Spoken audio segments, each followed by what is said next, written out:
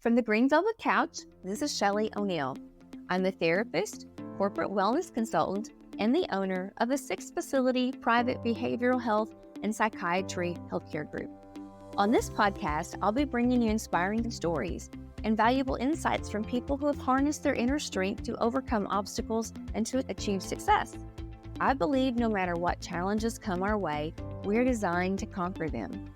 Together, we'll explore the transformative power of resilience, cultivate a mindset that embraces growth, and uncover strategies that will allow us to face life's challenges head-on, one episode at a time. Welcome today. I love talking about what I call the 4 pillars of wellness: physical, emotional, financial, and spiritual.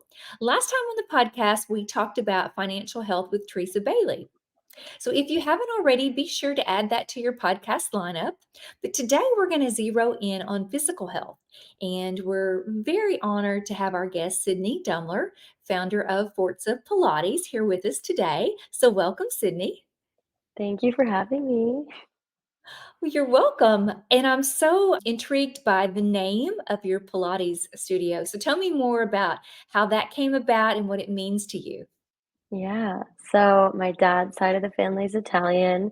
My mom's side of the family is Japanese. So I wanted to choose a name that felt personal and was sort of an homage to my heritage. And when designing the studio, I'm very interested in interior design, and I was leaning much more European with the design of the space. So I talked to my grandma, and I was trying to think of something that felt fitting. And Forza is a saying that they use a lot in Italian as a word of encouragement. It also translates to strength, force, power, all the things that we're trying to find when we're doing Pilates and moving our bodies. And it just had a nice ring to it. So that was one of the first things I was able to make a concrete decision about. And it stuck. So yeah, that's where Forza came from. I think it's perfect. And I love the connotation that you have the strength to be able to do this and the Mhm. ability to face difficult times in life, all through the meaning of Forza. My daughter Yeah. actually lives in Italy now, and I've been able to visit once, and I'm going to go back late this year. So wonderful culture. Yeah, I love it. I love the food. Yes, the food's incredible. Well, tell me a little bit about being a business owner, and how do you take care of your mental health? Also, just explain a little bit about your studio and the process of how that came to be and kind of what you see with clients that impacts their life in a positive way. Yeah. I think Pilates is any type of movement is good for your body and your mental health, but Pilates specifically is so gentle on your body. So we found a lot of clients that came from high intensity workouts, whether it was Barry's boot camp, which is an amazing workout, but super intense on your body. If you've ever tried some of those really intense hit workouts, and Pilates is a good balance for clients who like to do both, or for clients who maybe had a knee replacement or just had a baby. It's a lot more gentle on their bodies while also allowing them to feel strong, to work on balance, to work on flexibility. And there's this breath work element that also helps them breathe and relax while they're doing the workout. So there's a lot of benefits to doing Pilates, which was a huge reason why I wanted to open the business. And as far as mental health goes with running a business, it's something I'm figuring out as I go. I will say when the business first opened, it was kind of just go, go, go. And I'm learning now to learn how to take time away, time for myself, to spend a night with friends instead of glued to my computer. But that's something that has been interesting to figure out because it's not just a strict 9 to 5 schedule. Owning a business, you could be working. I started my day today at 5 a.m., and some nights I go till 11 p.m. So that's definitely something I'm working on and working through. And I think it takes a while to get that balance. And even when you find that spot of balance, then the business changes and the industry Exactly. can change. You could be in the middle of like a life transition. So I think what I have found as the business owner of a healthcare company, we're always evolving. And sometimes that means my schedule has to change. And then as the business owner, at the end of the day, you're responsible for everything. Even if Exactly. you delegate, you're still the one. So, Yeah, at the end of the day, everything falls on me. It's a big responsibility to have, but I also have to remember, it's a fitness studio, so it's supposed to be fun. It's supposed to be a good place and an exciting place for people to come to. So the worst thing that could happen is an instructor needs coverage or a client can't make their reservation. So I also am grateful to work in an industry that isn't super high pressure. I have a stressful job, I have a lot of responsibility, but I think to not put too much pressure on myself because things happen, people's schedules change and we pick up for each other where we can. And I try to take time for myself where I can, but also being a new business, I want to take every opportunity that comes. So maybe I'll mhm. get to a point where I can be a little more choosy with opportunities and partnerships as they come. But right now, I'm just so excited about all of the opportunities that I'm taking everything on and making it work, but there will definitely come a time where I'll have to get in a good routine and adapt as things change. Well, it's definitely an exciting place to be in life. And I think being an entrepreneur, you never want to lose that excitement. Mhm. It's why we do what we do. And I love that you're giving back to the community by really helping improve people's physical and their emotional health. So can you Mhm. talk a little bit about movement and the benefits to that for those listeners that aren't very familiar with Pilates, what the benefits are? Yeah. Yeah, Pilates is a low impact workout. So what that means is you're, like I said earlier, being a little more gentle to your body, but there's also this element of breathing through the exercises. You're being cued through them and you're working with resistance instead of free weights. So there's this element also of control. And so we move a little slower than people might be used to in certain group fitness classes to try and feel control over the machine, over your body, over your breath. That's a really important element of the work that we do. My background is mostly in yoga. I did my first yoga teacher training when I was 18. So I come from a longer history and just getting people to breathe and move their bodies, and I've seen the benefits of that over time, and a lot of my experience was in hot yoga, so to have something like Pilates that not only is gentle on your body, but you're not sweating out a gallon of water in that hour, I just have found that people's bodies respond really well to it, and it's something that you can do every single day and is sustainable for you and your body, even if, like I said, you have an injury or just had a baby. It really works for everyone and for men as well. I think everyone can benefit from Pilates, whether it's the only thing they want to do or they're cross training with other things, or even if they're using it in a physical therapy office to get over an injury or recover from something. I love how it lends itself to mindfulness. And really, mindfulness is all about being intentional, selective, choosing your pace, choosing your lifestyle, choosing your thoughts. And Hmm. one of the things you and I talked about before the podcast started was the connection between movement and longevity, particularly with anxiety and depression. When Hmm. I'm working with a client who's been struggling with depression, the first thing that happens is they stop moving, and Hmm. then their brain stops producing all the chemicals that make us feel good. So Hmm. sometimes seeing progress in a client who's really been working through dealing with anxiety and or depression is to get them to move again. And it may be something as simple as showering again, Hmm. maybe having them get up off the couch and walk to the mailbox. And I always say that as a therapist, look at your body language. We tend to turn our feet inward, our hands inward, and we tend to ball up whenever we're stressed or anxious or Hmm. depressed.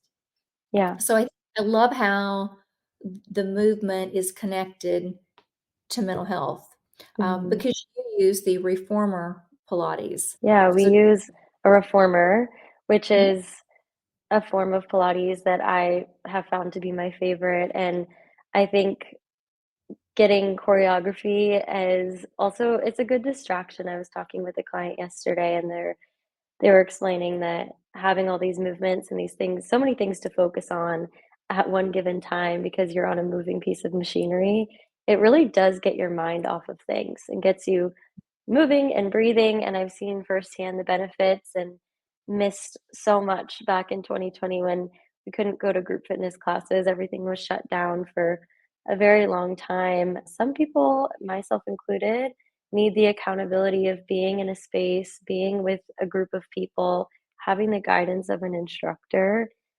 I find it very difficult to just go to an open gym and hold myself accountable to keep time and to play my own music and to figure out how to work the machines in the gym and to know how long to stay there for. And I think having a supportive coach, a supportive space, and a beautiful space to work out in. Sometimes people need that extra push to be Mhm. like, I don't like to work out, but if I'm in a class and I have people around me and if it's a beautiful space and if I don't have to think too much about it or if I have someone walking me through exactly what I'm doing and helping me feel supported, it also takes off a lot of that pressure or anxiety of just this daunting thought of going to the gym and gym anxiety. A lot of people experience that as well. So I think Which is a having the real thing. accountability.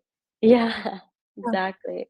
So I've always loved group fitness for that reason too. Just having people to be there with me, having a time and a place to be somewhere to get myself to do the workout. Sometimes the hardest part is just getting there. I love that.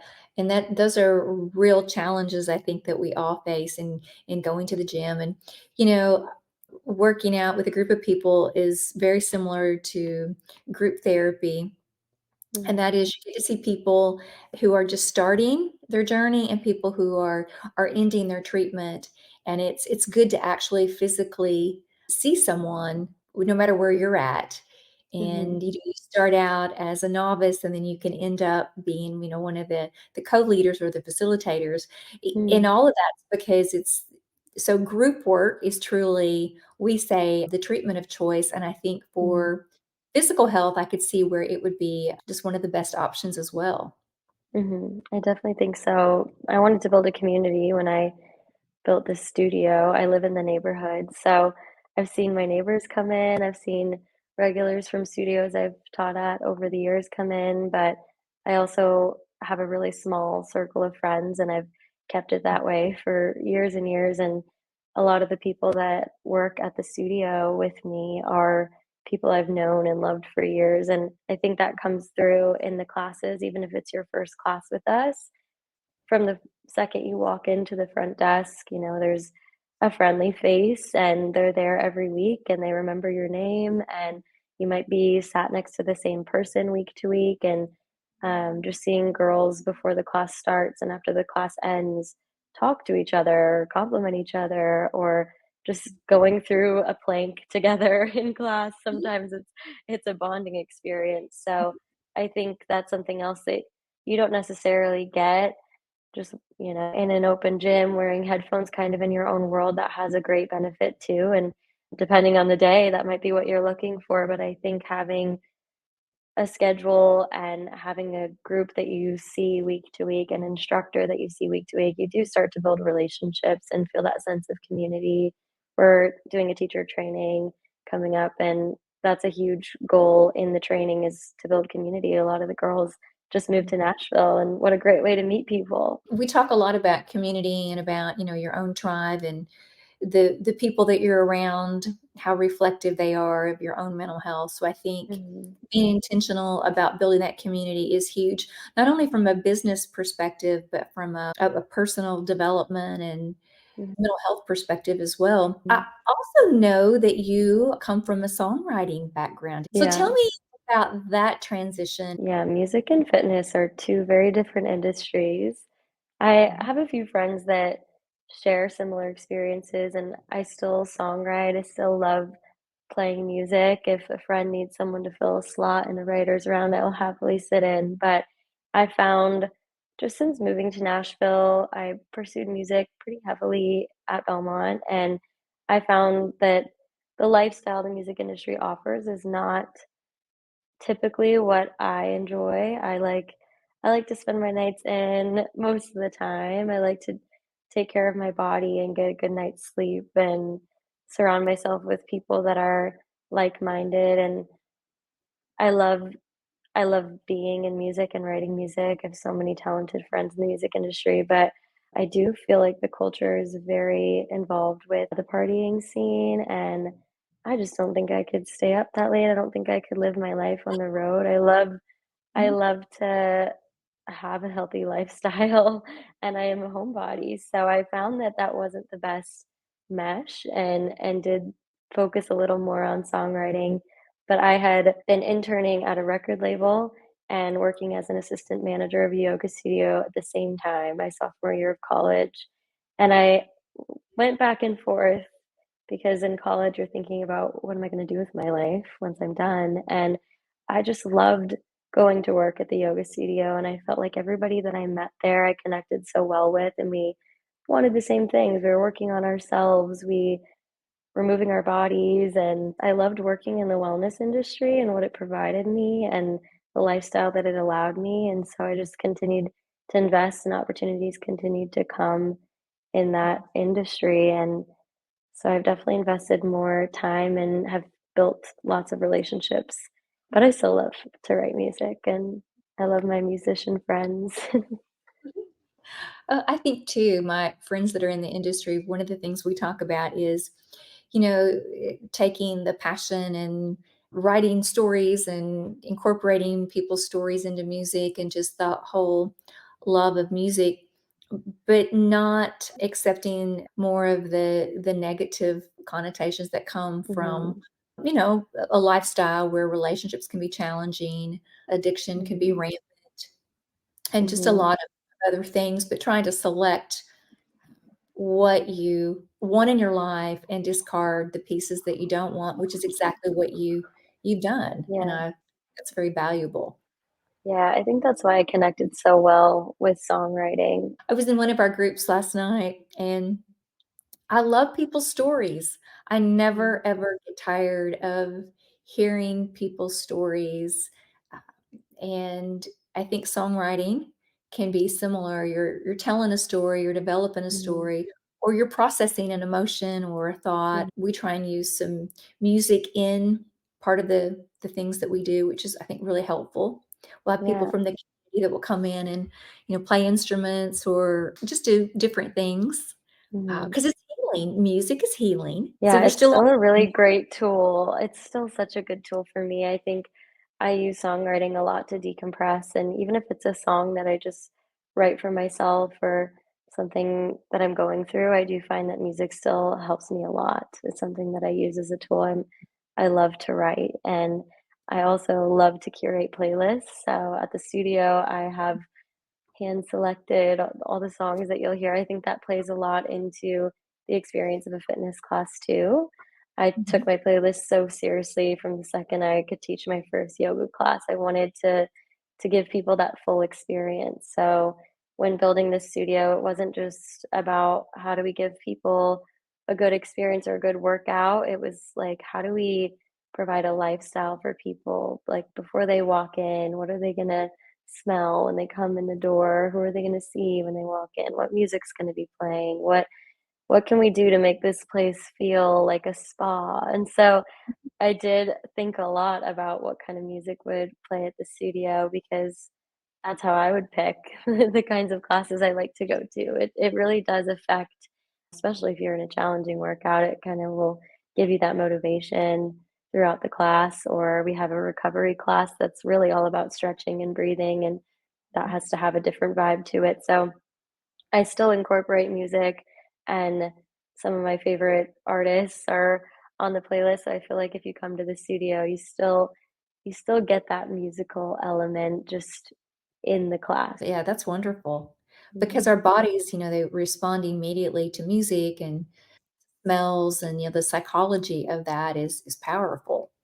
mhm. So, well, speaking of mental health, how do you view your own mental health, and what do you do besides being a business owner and, working out and things like that? What do you do to preserve and to promote your own mental health?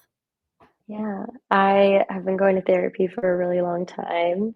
That is definitely something that has helped me, especially just with the stress and the time it took to open a business. I leaned a lot on my friends, on my family, and just since the business has opened, I think it can be easy to work all the time. And taking time away, I went to see my family a couple weeks ago. They're out in Colorado. I'm gonna spend the weekend this coming weekend in New York with my friend, and I think allowing myself that time and giving myself permission to have time away or to leave something on my to-do list for the next day and not give myself a hard time about it. I have super high expectations for myself, so sometimes I have to check in and give myself credit or give myself grace. I'm only 25 and I'm figuring everything out as I go. So I think just learning patience and gratitude, taking time with family and just being grounded with people that I love or, allowing myself to sleep in or to take the morning. And while I haven't figured out having days off, I try to schedule an appointment at the spa or go to the sauna when I can and just take those moments. So I do feel like self-care is something I've been really good at practicing over the years, but finding that work-life balance and taking time away is something that I have to consciously choose to do. So I've been Mhm, making plans and trying to pull myself away and be okay with that. But it's mhm, hard. It's like the business is my baby. So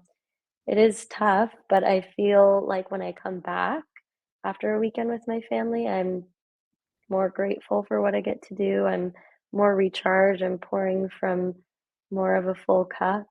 And then on mhm, top of that, I try to be really regimented in taking class.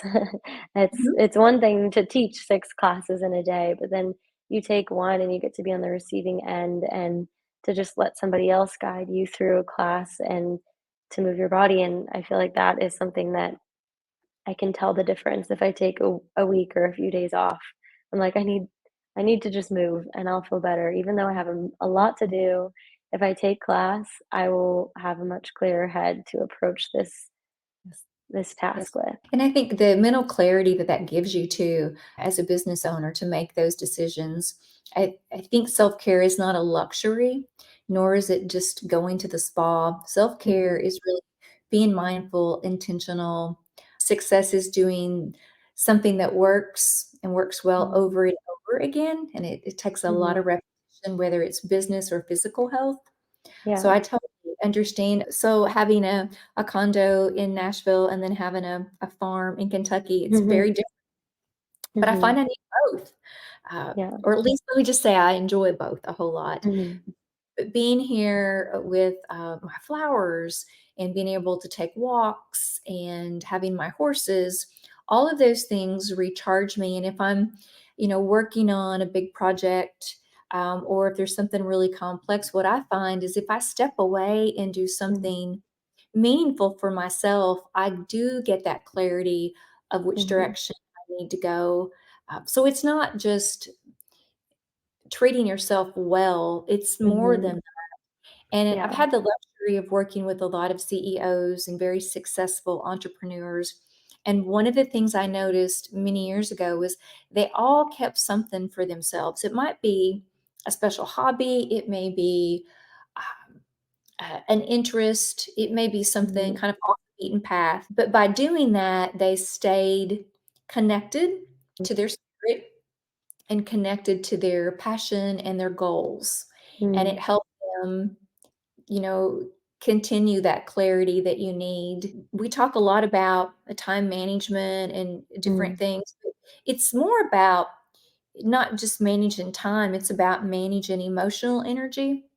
And that's mm, one of the benefits I can see from Pilates is it really teaches you how to manage your energy in your body. So mhm. I think that's very impactful in Yeah. health. I love that, and I wanna go back to what you said about self-care being more than just going to the spa. Because I remember I came to my therapist a couple years ago, and we were really working on this concept of self-love, which seems just so hard to understand because it can mean so many things. And I came to her and I was like, I'm really good at taking care of myself. Like I can make sure that, my hair is done and my nails are done. Like I can handle the maintenance of being a woman, but that is not there's still something missing. And I think kind of what she helped me learn is that taking care of yourself or loving yourself is also listening to yourself and really being conscious of the way that you talk to yourself and trusting yourself. That was something I had to learn a lot when I started a business. I was getting a lot of advice, good and bad. I was being pulled in a lot of different directions. I was learning how to do a brick and mortar build out as I went. It's something I've never done before. That was a huge undertaking. And I think I could get lost in the noise a lot or second guess myself, and learning how to trust myself to make decisions was something that I had to figure out really early on. And then with being so busy and having so much responsibility now, learning to give myself permission to be patient with myself or to take time and to realize once I do have that step away, whether it's a day in New York or a day with my family, and to have some perspective and to realize what's really important. And, an email can wait in the inbox for a day. But I think when I first opened my business, I just thought I had to get every single thing done right now. And I had to Mhm. realize that that wasn't possible, and to not be so hard on myself, and taking that pressure off has actually allowed me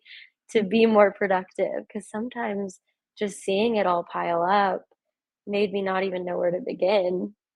Some days you see everything you have to do, you're like, I don't even know where to start. And so I think having that balance and learning to delegate, building a team of people that I trust, but then also knowing how to take care of myself and give myself time away.